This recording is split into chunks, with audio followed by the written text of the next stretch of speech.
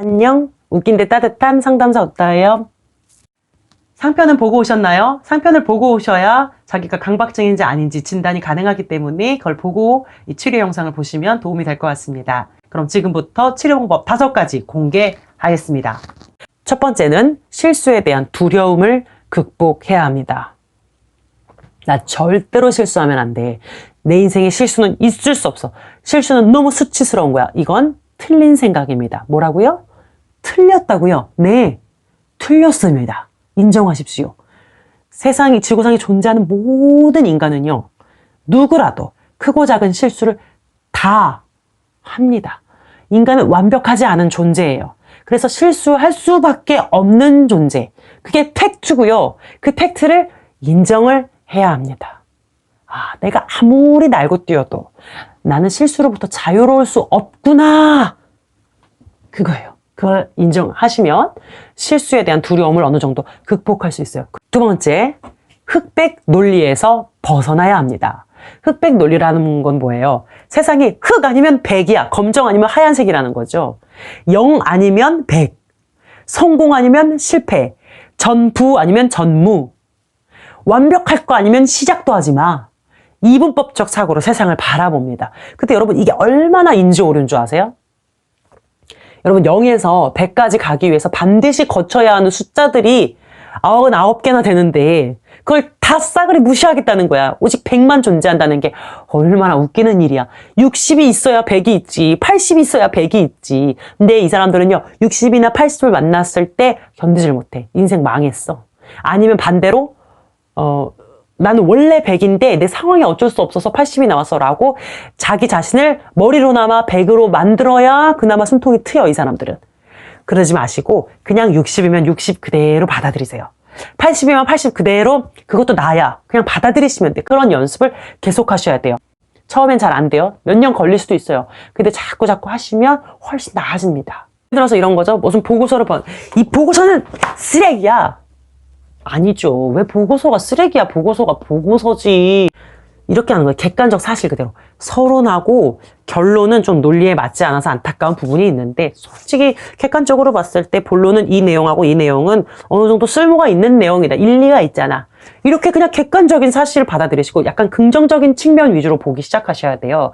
근데 이 보고서가 쓰레기가 아니라 본론은 쓸만한 게 있어 라고 그냥 받아들이시는 거고, 시험을 봤는데 좀 100점이 아니야. 나 시험 완전히 망했어. 이렇게 말하기보다는 나 이번 시험에서 몇 문제가 틀렸어. 이렇게 표현해야 돼요. 그리고 그냥 그대로 받아들여야 돼요. 그렇게 하셔야 불필요한 자책과 불필요한 우울감에서 벗어날 수 있어요. 그 다음에 강박성 치료 세 번째, 현실적이고 구체적인 목표를 세우셔야 됩니다. 세상에는 완벽이 존재하지 않아요. 근데 우리 강박성, 완벽주의들은요, 완벽이 존재한다고 믿고 그것을 향해서 끊임없이 달려가면서 자기를 막 괴롭히는 거거든요. 그러지면 안 돼. 왜냐면 어차피 완벽은 존재하지 않기 때문에 내가 생각하는 완벽도 내 더 위에 있는 사람이 볼 때에는 하찮은 것이에요. 미진한 것이에요. 근데 나는 그걸 완벽이라고 믿고 달려간다는 게 얼마나 인지오류예요. 세상에는 완벽이 존재하지 않아요. 신이 아닌 이상. 그렇기 때문에 완벽은 없구나. 내가 이번 프로젝트에서 완벽하게 해야지. 이런 비현실적이고 애매모호한 목표를 세우지 마세요. 나 이거 잘해야지. 나 영어 단어 진짜 많이 외워야지. 이렇게 애매모호하고 완벽성 있는 목표를 세우시기보다는 이렇게 하시는 거죠. 오늘은 내가 서론하고 본론까지 이렇게 잘 검토해야지. 이런 식으로. 혹은 오늘은 내가 영어 단어를 딱 20개만 외우고 자야지. 이런 식으로 구체적이고 현실적인 목표를 세우세요. 이제 미진한 것을 그냥 놔두십시오.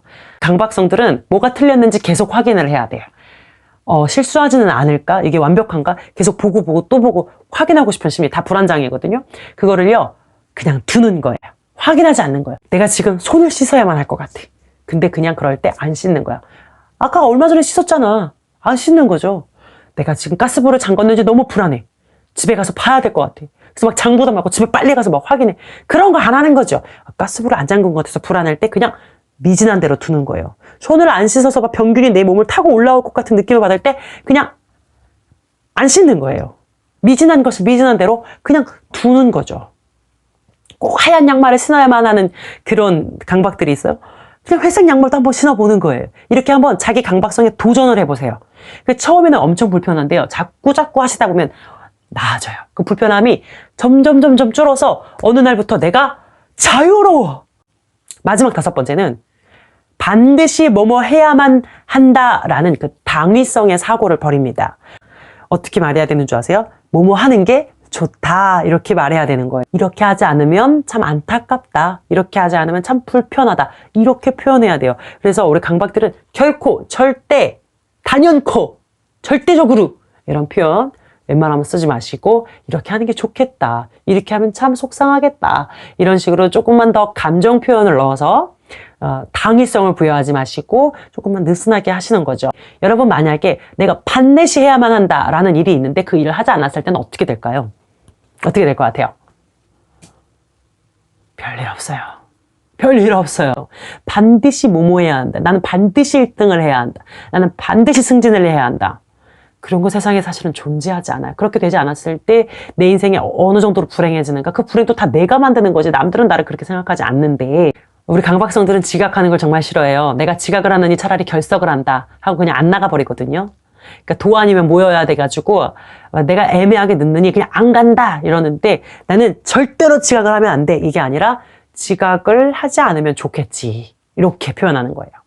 운동도 마찬가지야. 내가 계속해서 규칙적으로 운동할 거 아니면 아예 시작도 하지 말아야 돼. 이게 뭐야. 그 왜 자신을 그렇게 쪼아. 그러지 마시고 운동을 안 빠지고 할 수 있으면 참 좋겠지. 이렇게 하시는 거예요. 그리고 혹시나 빠졌어. 그러면 오늘은 운동을 빠졌네. 내일부터는 안 빠지면 참 좋을 텐데 오늘 운동을 빠졌으면 안타깝다. 이렇게 해야 돼. 난 운동을 빠졌어. 이제 다 때려쳐야겠어. 난 실패했어. 그렇게 표현하지 말라는 거예요. 그래서 조금만 자신을 약간 융통성 있게 그리고 자신의 명확했던 기준을 약간만 느슨하게 하시면서 말의 표현도 뭐뭐 하는 게 좋지 뭐뭐 하면 불편하지 조금 이렇게 느슨하게 하시고 자신을 괴롭히지 않고 자신을 격려하고 위로해주고 이해하고 용납해주는 그런 성격들이 될 수 있기를 바랄게요. 오늘은 이렇게 강박성 성격 장애에 대해서 완전히 그냥 격파를 시켜드렸고요. 강박성 성격장애라는 게 청소년 후기에서 성인 초기에 많이 나타나거든요. 어릴 때부터 강박 성향들을 가지고 있는 애들이 있는데 그것이 성격장애로 발병되는 것은 청소년 후기 그리고 성인 초기예요. 뭐죠? 사회로 나갈 때예요. 일을 맞이할 때. 그러다 보니까 우리 청소년 후기에서 성인 초기의 분들이 이 영상을 보시고 여러분이 혹시 강박성 성격장애가 의심되신다면 이렇게 자신을 잘 인격을 연습해서 훈련해서 좋은 성격으로 성장되어 가시기를 바라겠습니다. 다음 영상에서 만나요. 오늘 영상도 도움이 되었다면 구독, 좋아요, 알림 부탁드릴게요. 웃긴데 따뜻한 상담사 웃다였습니다.